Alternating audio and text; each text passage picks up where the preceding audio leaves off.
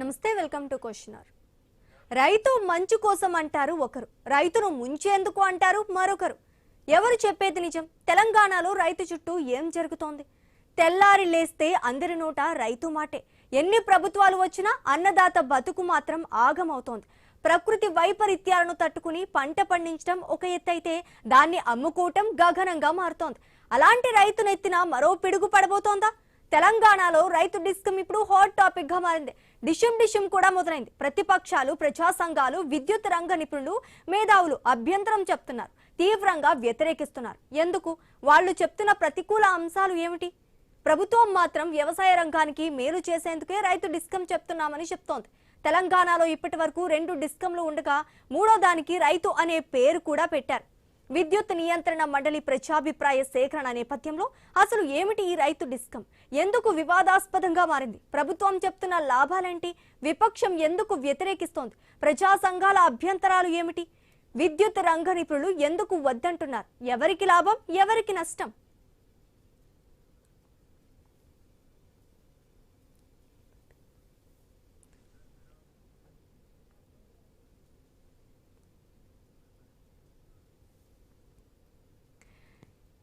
ఇక ఇదే అంశంపై విశ్లేషించడానికి మా కొలీగ్ హిమబిందు ఉన్నారు. హిమబిందు, చెప్పండి. రైతు మంచి కోసమని ఒకరంటారు, రైతును ముంచేందుకని మరొకరు అంటారు. అంటే రైతును కాపాడేవారే లేరంటారా?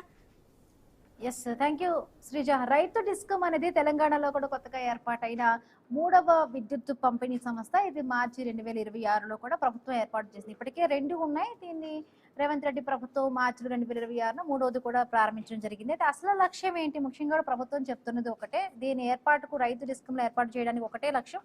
రైతులకు వ్యవసాయం, ఎత్తిపోతల పథకం, అదేవిధంగా మిషన్ భగీరథ వంటి పథకాలకు నిరంతరంగా కూడా నాణ్యమైన విద్యుత్ సరఫరాను అందించడం ఒక్కటే దీని లక్ష్యంగా కూడా చూస్తూ ఉన్నారు. రైతు కనెక్షన్లు ఎక్కువగా కూడా వ్యవసాయ సర్వీసులు ఎక్కువగా ఉండే ప్రాంతాలను నిరంతరం కూడా ఈ డిస్కంలో చూసుకుంటూ ఉంటాయి.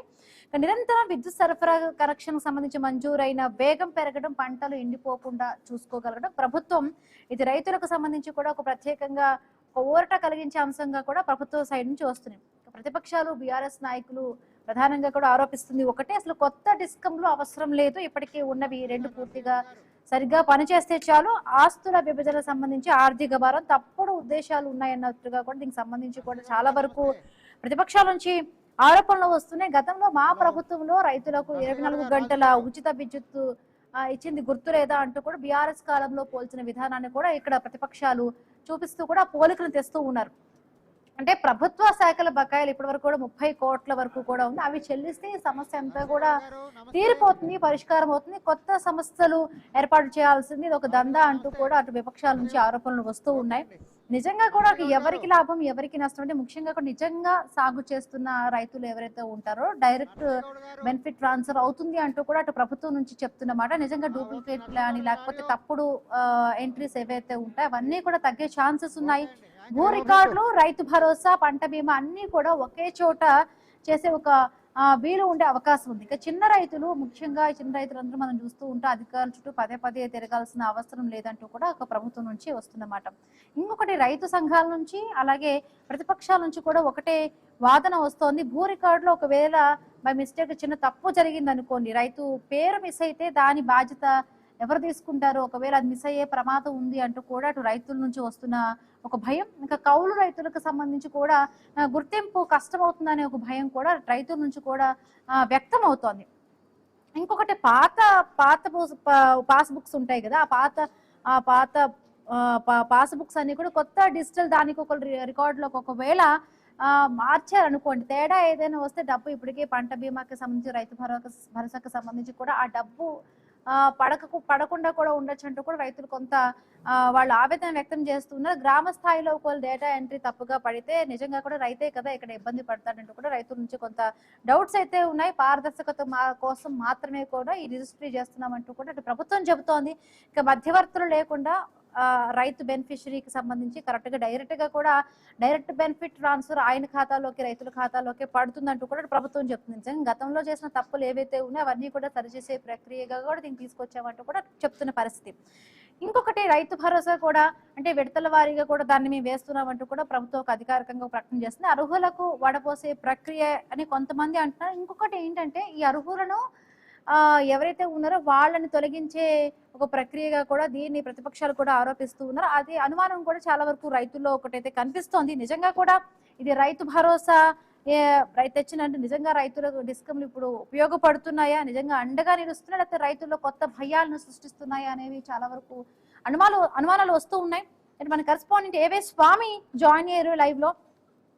స్వామి, ఎట్లా చూడాలి? నిజంగా కూడా రైతు డిస్కమ్లు నిజంగా కూడా రైతు రక్షణ కోసమైనా, రైతు కోసమైనా, లేకపోతే ఫిల్టరింగ్ చేస్తున్నారంటూ కూడా ప్రతిపక్షాలు ఆరోపిస్తున్నాయి. ముఖ్యంగా ఆల్రెడీ 2 ఉన్నాయి, ఇంకా 3వ డిస్కమ్ అవసరం లేదు అంటూ కూడా అటు హరీష్ రావు చెప్తున్నారు. ఏదైతే 30,000 బకాయిలు ఉన్నాయో విద్యుత్కి సంబంధించి కూడా అవి ప్రభుత్వ శాఖల నుంచి కూడా దానికి సంబంధించి అవన్నీ కేటాయిస్తే కూడా సరిపోతుంది, 3వది అవసరం లేదు అంటూ ఇది కొత్తగా దీనికి సంబంధించి ఒక కమిషన్లు దందా అంటూ కూడా ఆయన ఆరోపిస్తూ ఉన్నారు. అంటే హిమబిందు తెలంగాణలో ఇప్పుడు ఉన్నటువంటి నార్థరన్ పవర్ డిస్ట్రిబ్యూషన్ కార్పొరేషన్ అదేవిధంగా సదరన్ డిస్ట్రిబ్యూషన్ కార్పొరేషన్ 2 కూడా పనిచేస్తూ ఉన్నాయి. గతంలో ఉమ్మడి రాష్ట్రంలో ఉన్నటువంటి ఏపీ ఎస్ఈబి స్థానంలో దాన్ని 2 ముక్కలుగా చేసి ఆ తర్వాత వైపు ఆంధ్రప్రదేశ్కి తెలంగాణలో ఉన్నటువంటి ఏరియాస్ వారీగా దాన్ని విడగొట్టి ఎవరికి వారికి ప్రత్యేక డిస్ట్రిబ్యూషన్ కార్పొరేషన్ ఏర్పాటు చేసి పవర్ సప్లైని మెరుగుపరచడం కోసం దీన్ని తీసుకురావడం జరిగింది. ఇటు హైదరాబాద్ కేంద్రంగా పనిచేసేటువంటి సదరన్ డిస్ట్రిబ్యూషన్ కార్పొరేషన్, అదేవిధంగా ఇటు వరంగల్ కేంద్రంగా పనిచేసేటువంటి northern distribution power distribution corporation 2 కూడా పనిచేస్తున్నాయి.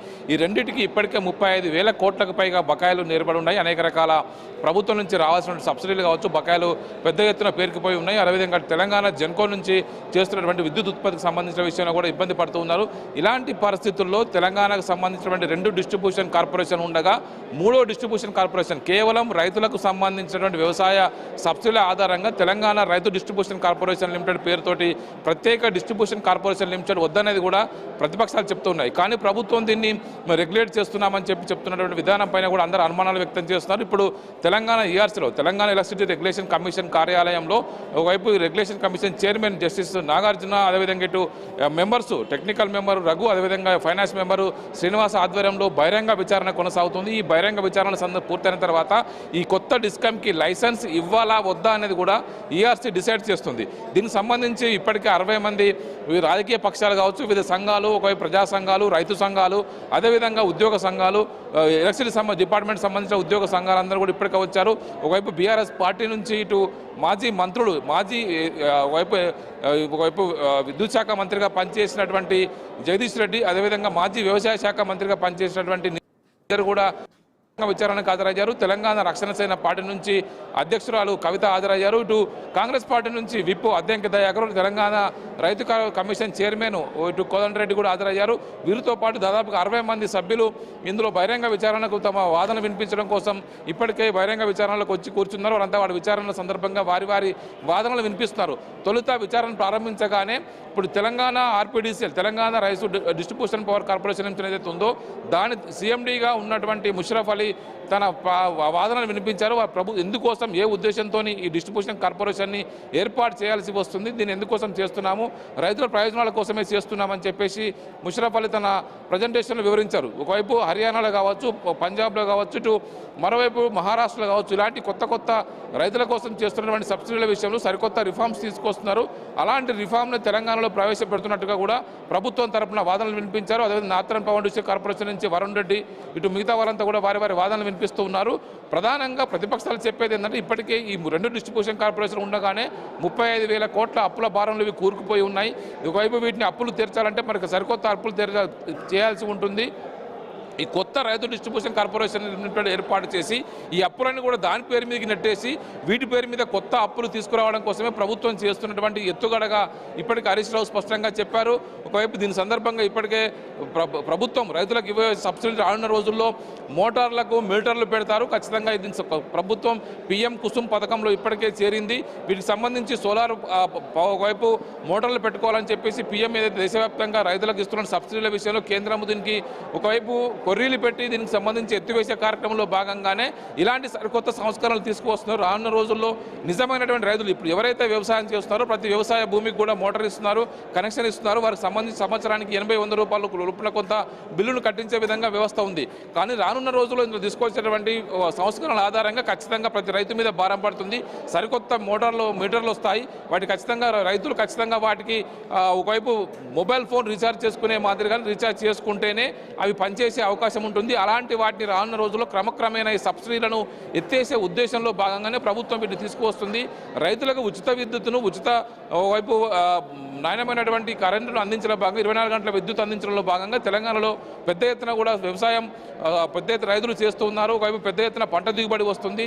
సకాలంలో రైతులకు ఎరువులు కావచ్చు, విత్తనాలు కావచ్చు, నాణ్యమైనటువంటి విద్యుత్ అందించడం వల్ల రైతు జీవితం బాగుపడుతుంది. రైతు బంధు ఇచ్చాము గతంలో మేము, ఇప్పుడు ఈ ప్రభుత్వం రైతు భరోసా కూడా సకాలంలో ఇవ్వలేకపోతుంది. కేవలం 1-2 ఎకరాలకు ఇచ్చేసి దాన్ని ఒకవైపు కొర్రీలు పెడుతూ ఆపేస్తున్నారు. ఇప్పటికే 2-3 సార్లు వాటిని ఎగ్గొట్టారని చెప్పేసి ప్రతిపక్షాలు ఆరోపిస్తున్నాయి. కానీ ప్రభుత్వం దీన్ని సంస్కరణల పేరుతో తీసుకొస్తున్నామని చెప్పినప్పుడు కూడా రానున్న రోజుల్లో ఇది సంస్కరణల పేరుతోటి రైతులకు ఎగనామం పెట్టడంలో భాగంగానే దీన్ని తీసుకొస్తున్నారనేది కూడా రైతు సంఘాలు కావచ్చు, ఇటు ప్రతిపక్ష రాజకీయ పక్షాలను కూడా చెప్తూ ఉన్నాయి. ప్రభుత్వం చెప్తున్న వాదన ఏది ఏమైనప్పటికీ కూడా దీని పూర్తి స్థాయి వాదనలు పూర్తయిన తర్వాత ఈఆర్సీ చైర్మన్ జస్టిస్ నాగార్జున దీనికి సంబంధించినటువంటి పూర్తి హియరింగ్ అయిపోయిన తర్వాత తీర్పిచ్చే అవకాశం కనబడుతుంది. దీనికి లైసెన్స్ ఇవ్వాలన్నా వద్దా అనేది కూడా డిసైడ్ చేసే అవకాశం కనబడుతుంది. హిమబిందు. రైట్, థ్యాంక్ యూ స్వామి. రైతుకు భరోసాని ఇవ్వడానికి తీసుకొచ్చిన ఈ రైతు డిస్కమ్లు నిజంగా కూడా రైతుకు అండగా నిలుస్తాయా, లేకపోతే ఇది కొత్తగా రైతులకు ఏమైనా సందేహాలు కలిగిస్తున్నట్టుగా కూడా రైతు సంఘాల నుంచి కూడా వ్యతిరేకత వ్యక్తం అవుతోంది. రైట్, మాట్లాడదాం. గెస్ట్ జాయిన్ అయ్యారు మిట్టా నర్సయ్య గౌడ్ కాంగ్రెస్ నాయకులు, అలాగే రాజు గౌడ్ బీఆర్ఎస్ నాయకులు ఇద్దరు జాయిన్ అయ్యారు. నమస్తే అండి. మిట్టా నర్సయ్య గౌడ్, ముందుగా మీతోనే స్టార్ట్ చేస్తున్నారు. ఏం చెప్తారు? రైతు డిస్కంలో నిజంగా కూడా రైతు కోసమేనా? ఇంకా హరీష్ రావు గారు చెప్తున్నారు 35,000 కోట్ల విద్యుత్ ప్రభుత్వ శాఖలకు సంబంధించి కూడా బకాయిలు ఉన్నాయి, అవన్నీ కూడా చెల్లిస్తే సరిపోతుంది. ఆల్రెడీ 2 ఉన్నాయి, 3వ డిస్కం తేవాల్సిన అవసరం లేదు, అవి సరిగ్గా పనిచేస్తే చాలు అంటూ కూడా ఆయన చెప్తున్నమాట. చాలా వరకు ఈ రైతు డిస్కమ్కి సంబంధించి ఇంకొకటి ఈ డేటాకి సంబంధించి భూ రికార్డులు కానీ, రైతు భరోసాకి సంబంధించి, పంట బీమాకి సంబంధించి అన్ని ఒక చోట ఉంటాయంటూ కూడా ప్రభుత్వం చెబుతున్న మాట. బట్ రైతుల్లో చాలా వరకు కూడా సందేహాలు ఉన్నాయి. నిజంగా ఒకవేళ భూ రికార్డులో ఒక చిన్న తప్పు ఏదైనా జరిగితే రైతు పేరు మిస్ అయితే మాకు ఇబ్బందులు చాలా వరకు ఉంటాయి. అదే పాస్బుక్ సంబంధించి కూడా డిజిటలైజేషన్ చేస్తామంటున్నారు. ఒక నేమ్ ఏమైనా తప్పుగా పడితే చాలా రకాల డౌట్స్ అయితే కూడా రైతుల నుంచి కూడా వస్తుంది.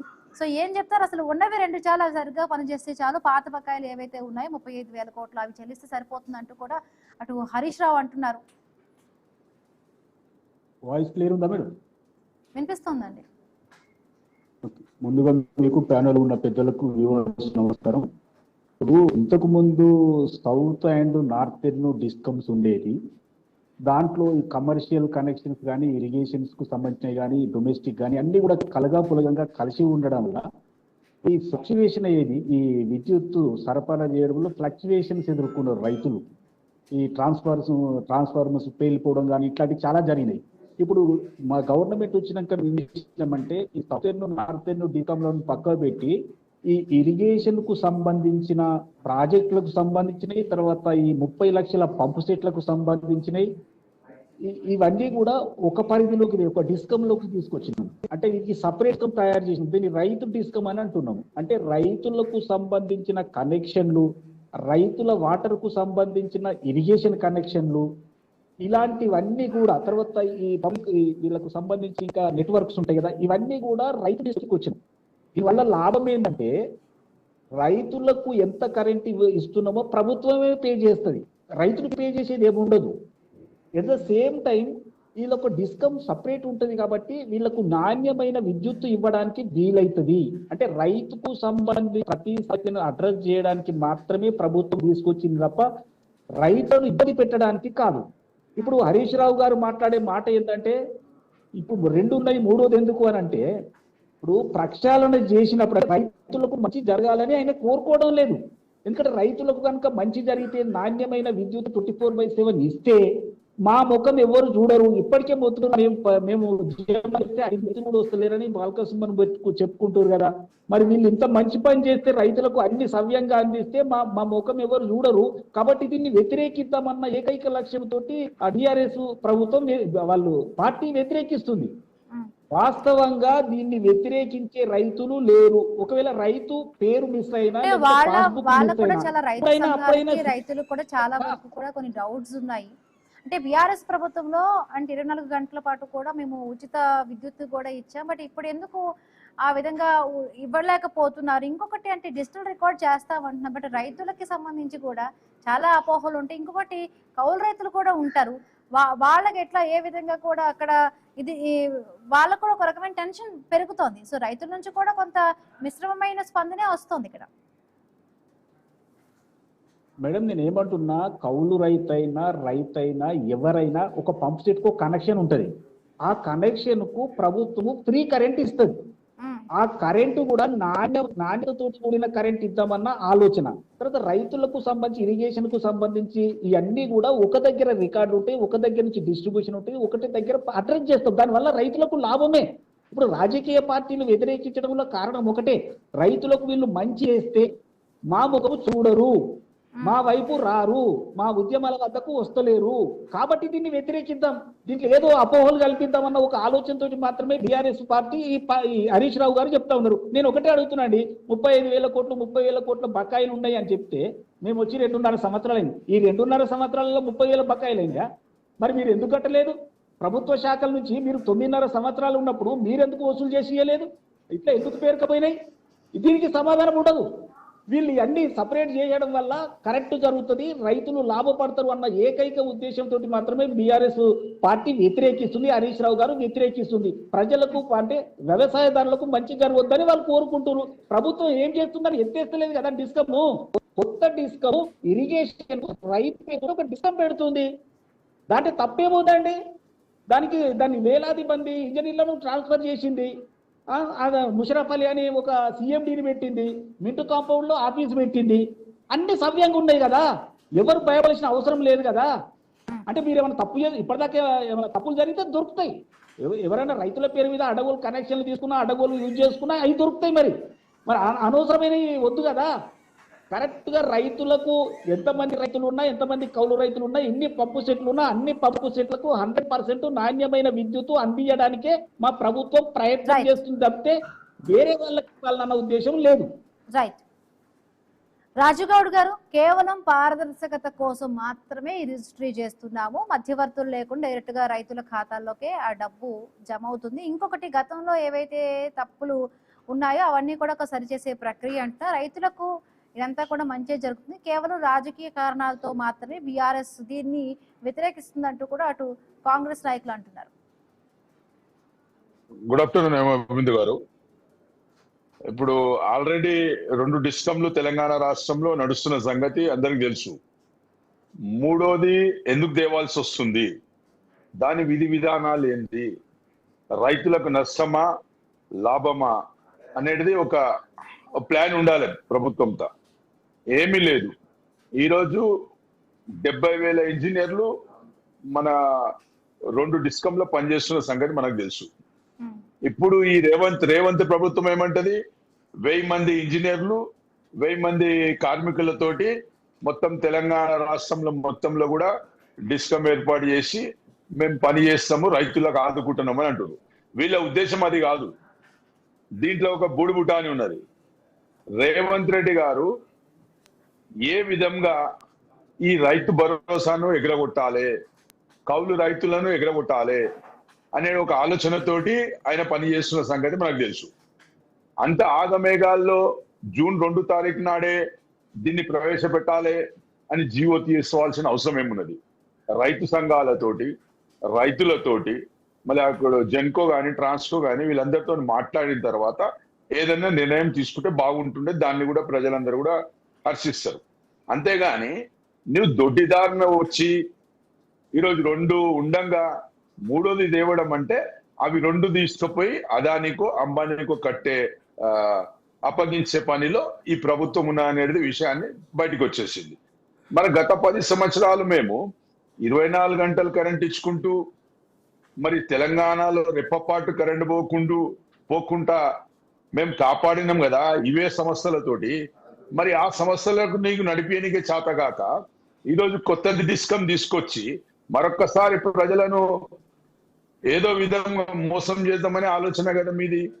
మరి ఈ రోజు గతంలో కాంగ్రెస్ పార్టీ అధికారంలో ఉండే 2004 నుంచి కానీ 2014 వరకు, మరి ఆ రోజు ఇదే కాంగ్రెస్ ముఖ్యమంత్రిగా ఉన్న రాజశేఖర రెడ్డి గారు రైతులకు 7 గంటలు కరెంట్ ఇస్తని మాటిచ్చి రాత్రిలో 2 గంటలు, మధ్యాహ్నం 2 గంటలు, సాయంత్రం 3 గంటలు కరెంట్ ఇచ్చి రైతులకు మోసం చేసిన సంగతి మనందరికీ తెలుసు. తెలంగాణ రాష్ట్రం ఏర్పడ్డాక కేసీఆర్ గారు ముఖ్యమంత్రి అయినాక రెప్పపాటు కరెంటు పోకుండా గ్రామాలకు కానీ, రైతులకు కానీ, ఇండస్ట్రియల్లకు కానీ, లేకుంటే పట్టణాలలో కానీ ఒక్క రెప్పపాటు కరెంటు పోకుండా నడిపించిన సంస్థలు ఇవే కదా. ఈ రోజు ఎందుకు రేవంత్ రెడ్డి గారికి ఆ సంస్థలపై అనుమానం వస్తుంది? ఈ రోజు కొత్త రైతు డిస్కమ్ తెచ్చుకోవాల్సిన అవసరం ఏమొచ్చింది? దీని ఎంత పెద్ద కథ ఉన్నది. ఎందుకంటే గతంలో కేసీఆర్ గారు ముఖ్యమంత్రిగా ఉన్నప్పుడు ఇదే అదానీ గారు తెలంగాణలో, ఇదే మోడీ గారు తెలంగాణలో మోటార్లకు మీటర్ పెడతామని చెప్పిన సంగతి మీ అందరికీ తెలుసు. మోటార్లకు మీటర్ పెడతామంటే కేసీఆర్ గారు నా ప్రాణం పోయినా కానీ రైతు మోటార్లకు మీటర్ పెట్టే ప్రసక్తే లేదని చెప్పేసి తేల్చేసిండు. మరి ఈ రేవంత్ రెడ్డి గారు వచ్చినాకనే కరెంటు కష్టాలు వచ్చినాయా? ఈ రేవంత్ రెడ్డి గారు వచ్చినాకనే కరెంటు పోతుంది? ఈ రేవంత్ రెడ్డి గారు వచ్చినాకనే రైతులకు ఇబ్బంది జరుగుతుంది? ఈ రేవంత్ రెడ్డి గారు వచ్చినాకనే రైతు భరోసా పడతలేదు, రుణమాఫీ కాలేదు, రైతు బీమా లేదు, ఈరోజు ధాన్యం కొనుగోలు చేయడానికే దిక్కు దివానా లేని పరిస్థితిలో ఈరోజు రైతులు ఉన్నారు. మరొక్కసారి ఈరోజు మరి ఇప్పుడు ఈఆర్సీ ముందర ఆల్రెడీ వాదనలు నడుస్తున్నాయి. రైతు సంఘాలందరూ కూడా అక్కడ వెళ్ళిర్రు. మరి మేధావులు కానీ ఇంకా మా పార్టీ నుంచి కూడా అక్కడ కొంతమంది వెళ్ళిర్రు. సరే, అవన్నీ కూడా డిస్కషన్ అన్ని కూడా బయటకు వస్తాయి. బయటకు వచ్చిన తర్వాత దానిపై నిర్ణయం మా పార్టీ ఏం నిర్ణయం తీసుకున్నారో తీసుకుంటాం. కానీ మేము ఒకటి అంటున్నాం ఏమంటే, దాని విధి విధానాలు రైతులకు తెలపండి, రైతు సంఘాలతోటి సలహాలు తీసుకోండి, రైతులతో మాట్లాడండి, వాళ్ళకు ఒప్పించండి, మెప్పించండి. అంతేగాని మీరు ఎవరికో లాభం కోసం, బడేబాయి లాభం కోసం తెలంగాణలో మీరు ఇవన్నీ చేస్తున్నారని ఒక మా అనుమానం. ఆ అనుమానం పోవాలంటే మీరు అందరితో చర్చించాలి.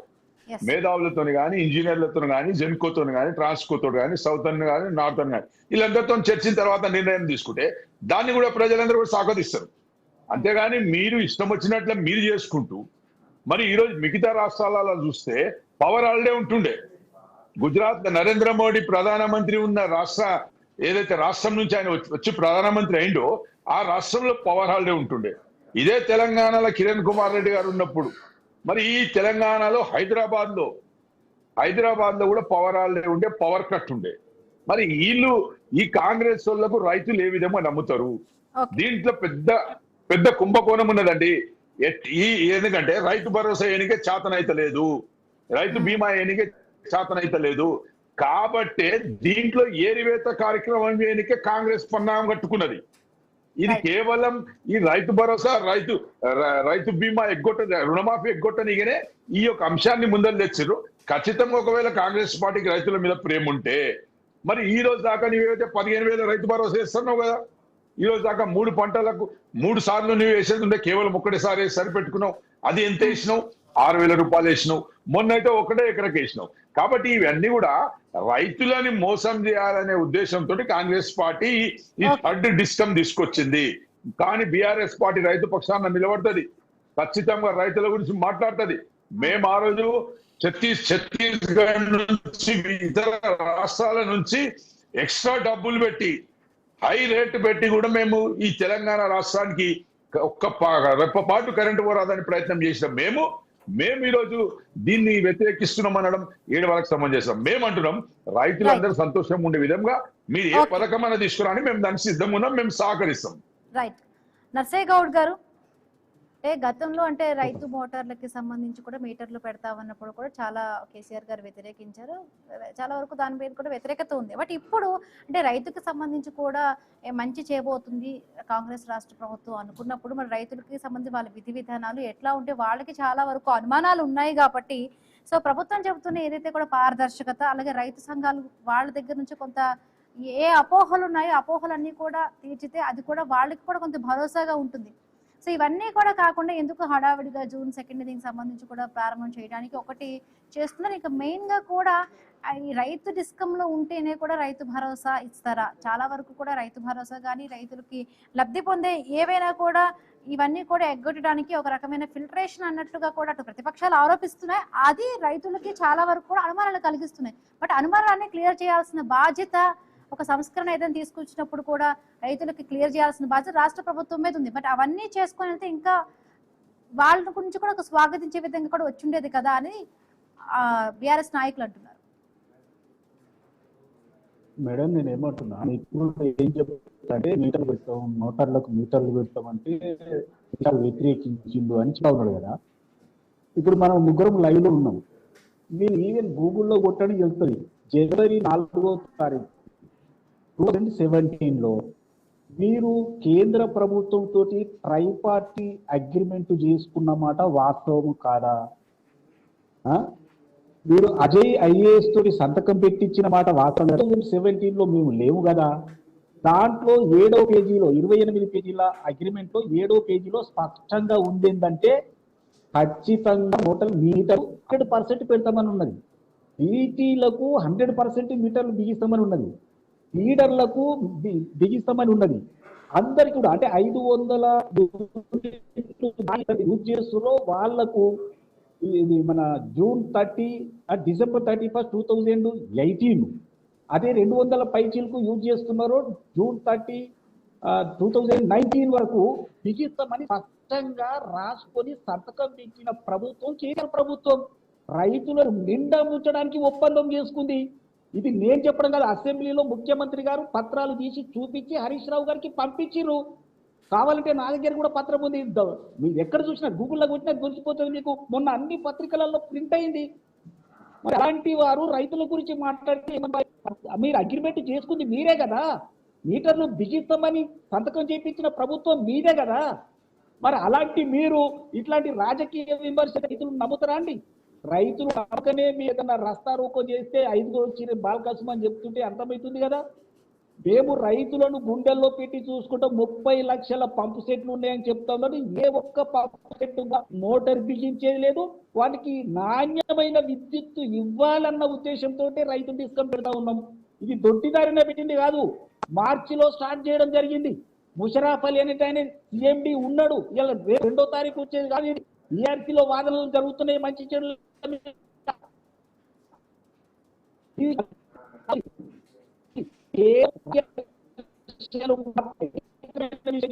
రైతులకు ఛత్తీస్గఢ్ నుండి కొనుగోలు చేసి ఇచ్చినామంటే ఛత్తీస్గఢ్ విద్య కొనుగోలుగా మొన్ననే 3 రోజుల కిందనే కేంద్ర ప్రభుత్వం నోటిఫికేషన్ సంపత్తి చేయండి ఇలా తప్పు జరిగిన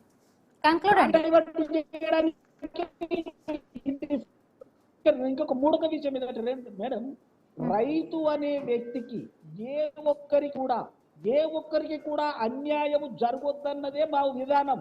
వీళ్ళు ఏంటంటే మరి రైతులలో ఏమన్నా దొంగ కంటే వ్యతిరేకిస్తా ఉన్నారు. వీళ్ళ టైంలో 35,000 కోట్ల రూపాయలు ఎందుకు పడిపోయినాయి? వీళ్ళు ఎందుకు చేయలేదు? అక్షరాలు చేస్తుంటే వస్తలేదు, అతి చేస్తున్నారు, అబద్ధం చేస్తున్నారు అని చెప్తా ఉన్నారు. ఆదాని అంబానీ పేరు చెప్తా ఉన్నారు.